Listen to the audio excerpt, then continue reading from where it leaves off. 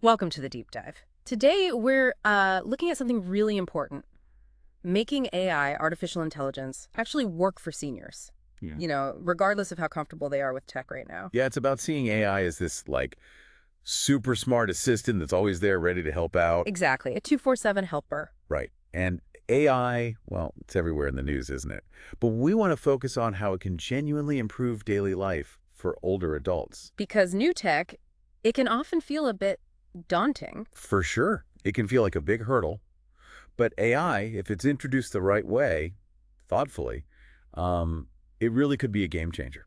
And that's what we're diving into. We've got this fantastic resource. It's a really straightforward guide. It was put together by Steve Pfrenzinger. Oh, right. He's a senior himself, isn't he? With a background in AI and teaching. That's the one. So he gets it from both sides. Yeah. He saw this need for a practical starting point. Which is so valuable. Totally. And his guide offers just that clear, actionable stuff for seniors or, anyone helping them out. Yeah, having that perspective, a senior, a business vet, but also someone who knows AI, that's pretty unique.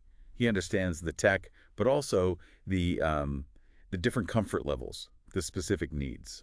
So our mission today is basically to pull out the key strategies from his guide, the insights that can really help seniors feel, confident enough to start their AI journey. Let's do it. Okay, so first things first. Steve's guide really tackles this head on. The fact that seniors have such different levels of tech experience. Right. He calls it, what, zero to many? Yeah, exactly. Some have basically zero experience. Others are actually pretty savvy with gadgets. And that's, well, it's critical, isn't it? You can't just assume everyone's the same. Yeah. No one-size-fits-all approach works here. Definitely not. But what's cool is, no matter where someone starts, the potential benefits of AI for seniors are, well, they're pretty big. Like what specifically? We're talking about making everyday stuff easier. Yeah. Boosting safety, like spotting scams, which is huge. Okay. Helping people feel more connected. And even, helping them regain some independence. Steve actually calls it AI-assisted living. AI-assisted living. I like that. It frames it really positively. It does. But, I also get that the whole idea of AI can make people nervous. Steve mentions this too, right? Concerns about privacy or that AI might, I don't know, take over. Oh, replace human connection, yeah. Those are real worries. So what are some of those main fears you think seniors might have?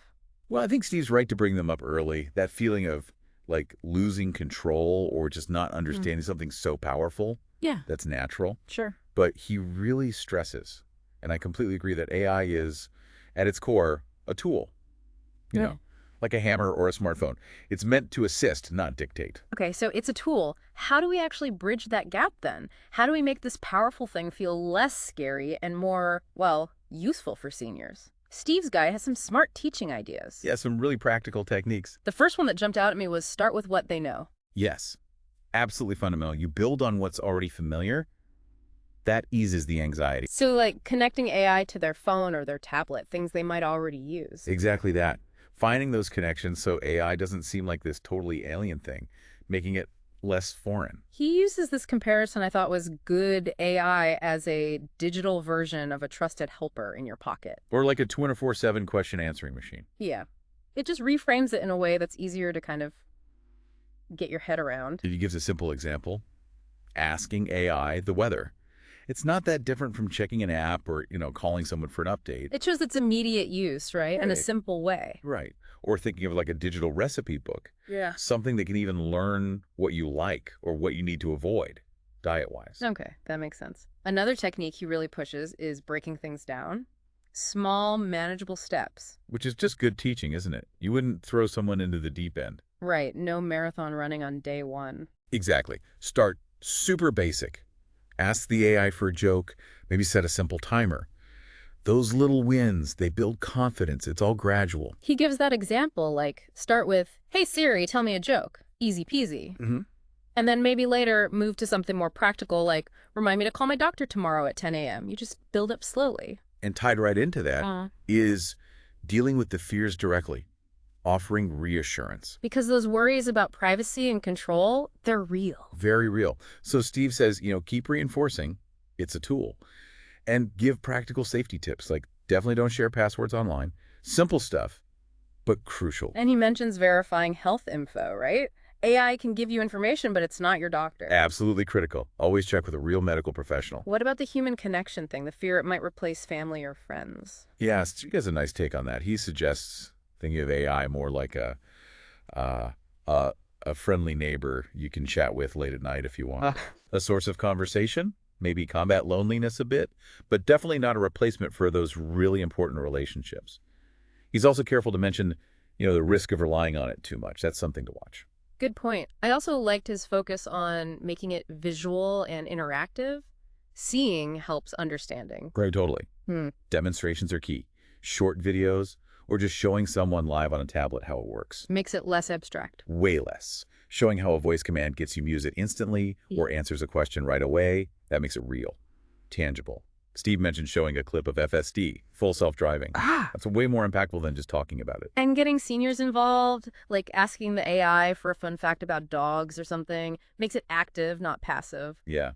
He even mentions those self-driving car videos, calling them a chauffeur, or the idea of robots helping with housework down the line. Visual spark interest. Definitely. Another big one Steve highlights is using voice commands. Yes, this is huge. For a lot of seniors, typing on tiny screens gets harder. But talking, that's natural, easy, lifelong skill. It's just so intuitive. So teaching those basic commands for Siri, Alexa, Google, like what's the weather, or set a timer for 10 minutes, that gets rid of a big hurdle. It really does. And he points out a super valuable use here. Scam protection, Oh, how so? showing seniors how they can just ask their assistant, like, hey, Google, I got this email saying I won a prize. Does this sound like a scam? Right. And the AI can explain the warning signs. Exactly. In simple terms, that could be an incredibly powerful safety tool. Okay, but what if you, like, mess up the command, you say the wrong thing to Alexa? That could be frustrating. Steve has really clear, simple advice for that, too. Which is? Basically, just start over, seriously. For Siri, Alexa, Google. Just say the wake word again. Hey, Siri, Alexa, hey, Google, and try the command again. Takes the pressure off, doesn't it?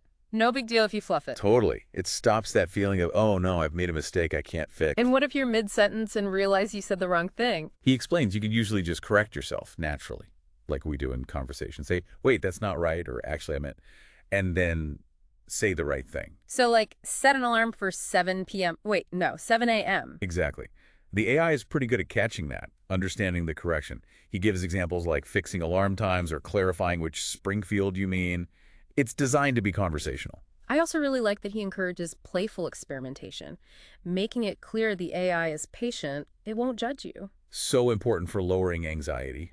Suggesting fun, low-stakes things, ask for a bedtime story, play some music, maybe plan an imaginary day out, explore without fear. The possibilities are pretty wide, aren't they? They really are. And his idea of asking, tell me about my hometown, framing the AI as a trivia buddy that makes it sound fun, engaging. It really does.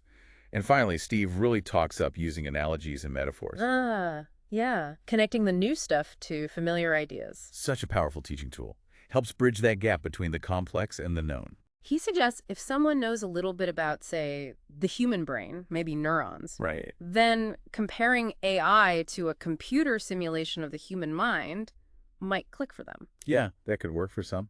But even simpler ones help, like AI as a digital recipe book that knows every recipe imaginable. Or even a black box. You don't need to know how it works inside, just that you put a question in and get an answer out. Exactly. Making the abstract feel more solid, less scary. Translating tech speak into everyday terms.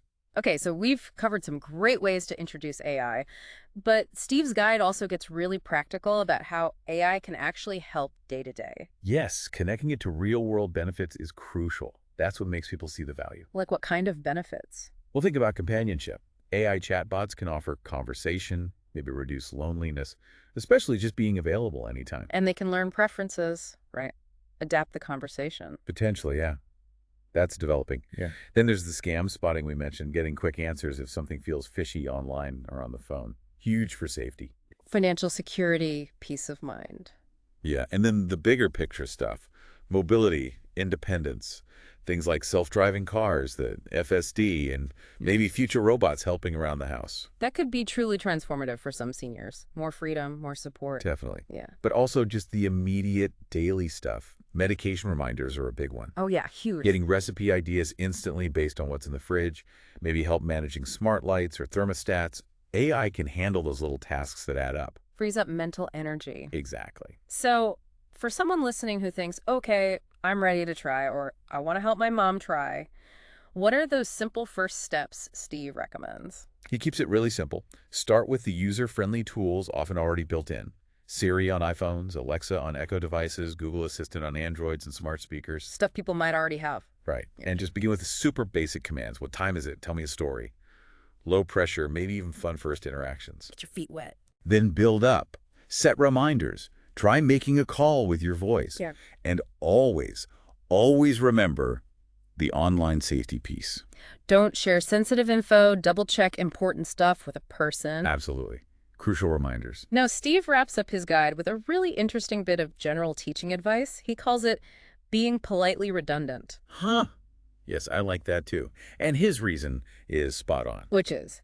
Well, he points out that learners really, all of us often don't catch everything the first time. Yeah. We get distracted, we're processing, stuff gets missed. So repeating key points isn't nagging, it's actually helpful. Exactly.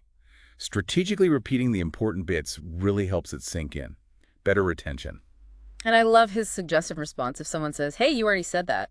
What does he say? That just means you're a good listener. That's great. Takes any awkwardness out of it, reinforces the point positively, doesn't feel like you're being talked down to. So, wrapping this all up, the main takeaway here seems to be that AI doesn't have to be this big, scary thing for seniors. Not at all. As Steve Pfrenzinger, a senior who really knows his AI, shows in his guide, it can actually be a really helpful, accessible tool, a truly capable assistant, ready 24/7. Absolutely, offering real benefits.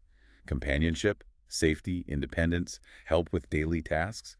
The key is just starting small, building that confidence, and staying curious. Approach it playfully. So for all of you listening, whether you're a senior wanting to explore AI, or maybe you're helping a parent or friend take those simple first steps Steve suggests, Just say hello to Siri or Google.